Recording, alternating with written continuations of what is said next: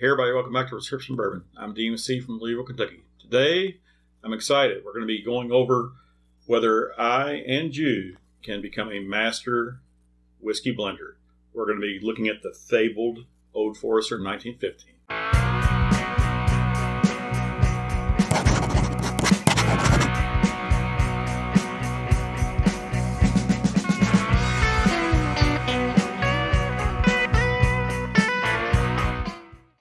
So what I've done here is I've got the Old Forester 1910, Old Forester 1920, which should be readily available in most liquor stores.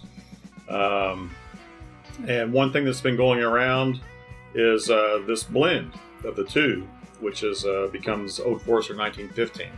I'm pretty excited about it. I can't wait to taste it. This is literally my first tasting, so we'll see what I think. But Old Forester 1910 comes in at 93 proof, and this is basically a double oaked whiskey bourbon. 1920, on the other hand, comes in at 115 proof, and it's called Prohibition style. And this is basically the barrel proof around the time of Prohibition. We've got 115 proof, we've got 93 proof. So this blend is a 50-50 blend of the two. It's Old Forester 1915. Yeah, play on words there. 1910, 1920, right in the middle.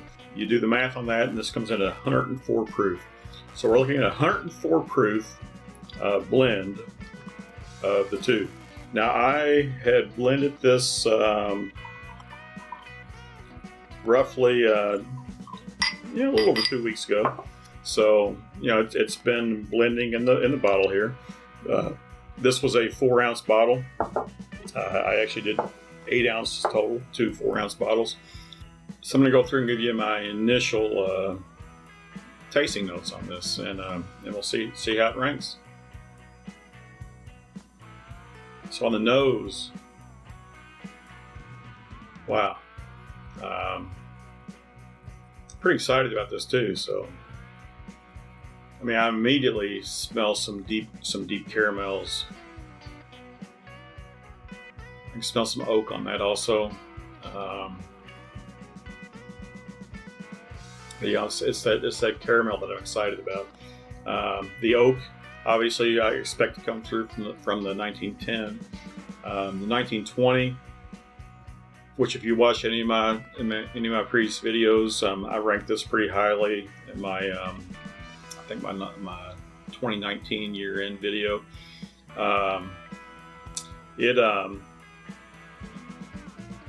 It's an exciting bourbon. I think it does come in a little hot sometimes. I mean, 115 proof. So this being 104, I mean, wow, I'm expecting this to be much tamer. I'm hoping it has some characteristics of both. The 1910, I must admit, I have been drinking, more of it lately. And I'm enjoying it. I still love this 1920. I've bought multiple bottles of it. I just recently bought my second bottle of 1910 to back this guy up, especially after doing this blend. But I've been enjoying the 1910. I still very much enjoy the 1920. I'm pulling out the vanillas. I'm pulling out the oak, the caramel. Maybe a slight hint of cherry on that. So wonderful nose. We're going for a taste. Cheers.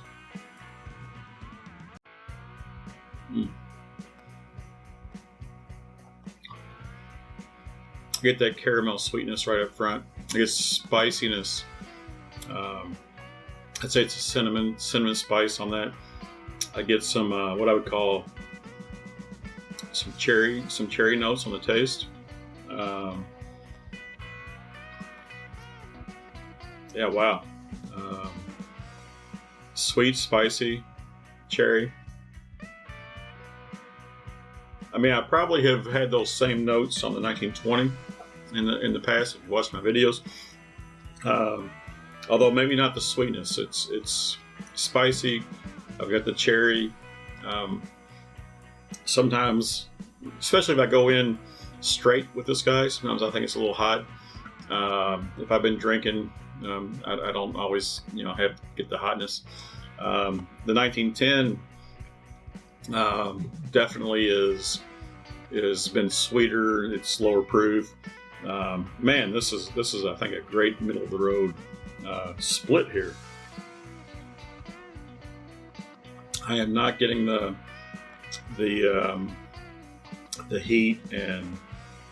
heat level and spiciness level.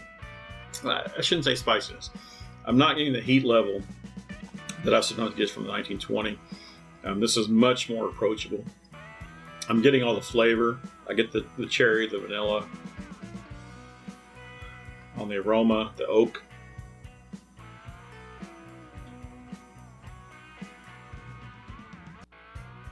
I get all that on the taste. Coming in at 104 proof. I mean, it's very close to your standard bottle and bond, 100 proof. So it's not, it's not a low 80, 90 proof. It's not, super high cask strength. Very, very delicious. I love it. Right now I'm gonna go ahead and pour these other two, and we'll just do a quick taste, with them versus it. But I think we have a winner here.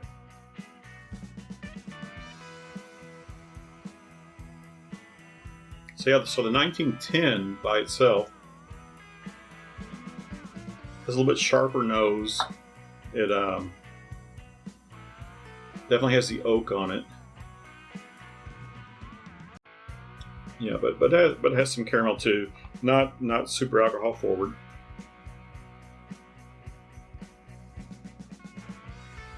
The 1920 has a beautiful nose. It has more of the caramels and fruits. You can smell the alcohol though when you get in deep. Taste these real quick. 1910, sweet, caramel. The oak is drying. Some say astringent.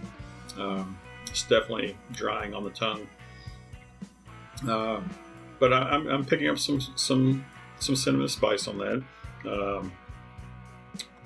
Probably a tiny amount of caramel, but the oak is much forward on that. So the 1920. Cheers. Yeah, that's more depth of flavor on the 1920. It has the caramel, the cherry I mentioned. I do love the 1920. But back to our 1915 blend.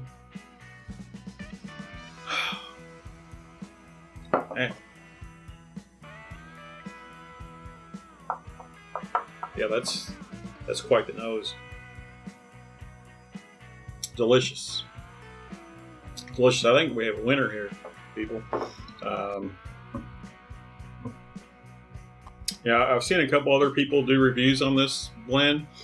I'm gonna give another shout out to the Deathless Dogs up in Wisconsin. They did an entire bottle of 1910 and 1920 into a spare bottle they had, and they actually bought labels that they replaced that said 1915 and everything. I chatted with them a little bit, and they told me that the person that got that from actually got a cease and desist order on that, which is understandable. It was very very cool looking, very, very nice what they did. Honestly, I think I'm gonna go down this road. I'm gonna buy. I've got a bottle of 1910 in reserve. I think I've got a bottle of 1920 in reserve also. As soon as I empty this bottle here, I think I'm going to pour, half of each into one of these bottles and just go with the 1915. Brown Foreman, listen up. You've got a winner here. This 1915 blend is something. I'm loving it. I give it 3 thumbs up. I love it. I'm very happy with this outcome. It's great blending my own whiskeys. You can too. Just do it. It's great fun. Hope you like what you saw here. If you did, leave some comments down below. Hit that like button. If you want to see more content from me, hit subscribe. Love to have you as a subscriber.